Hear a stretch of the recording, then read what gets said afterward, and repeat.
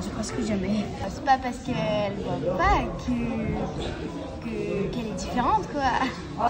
Elle fait le judo comme les autres. Jeanne a 11 ans, elle est atteinte d'une rétinoblastome bilatérale, une maladie génétique rare qui touche un enfant tous les 2-3 ans en France.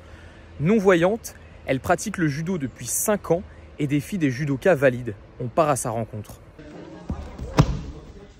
Quand vous êtes pris avec votre adversaire sur un combat au sol, il y a peut-être beaucoup moins de différence, le handicap s'efface puisque vous avez vos repères tactiles et du coup vous êtes quasiment au sol d'égal à égal.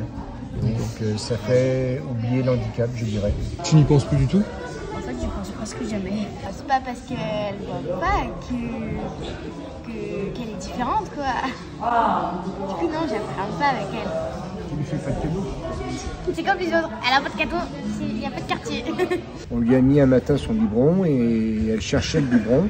Alors qu'il était posé devant elle, on s'est dit qu'il y a quelque chose qui allait pas. On l'a amené à l'hôpital et c'est comme ça que ça a été diagnostiqué.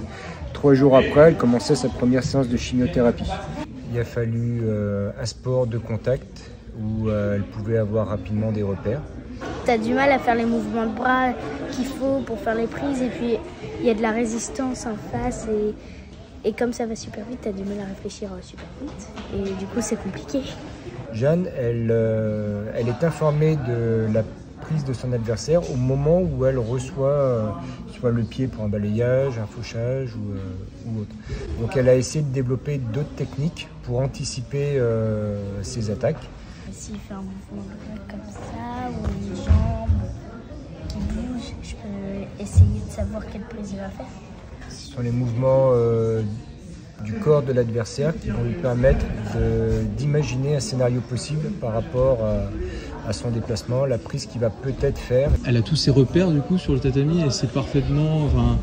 Alors, au début, on prenait ces lignes-là, les lignes des tatamis, comme repères pour par exemple faire les roulades avant en suivant des lignes. C'est plutôt Jeanne qui s'adapte à notre séance. Elle fait le judo comme les autres. Bon, elle a participé aux championnats départementaux, au championnat de Bretagne, donc elle est déjà un petit peu dans la compétition. Donc ça prouve qu'elle a envie et qu'elle aime ça en tout cas.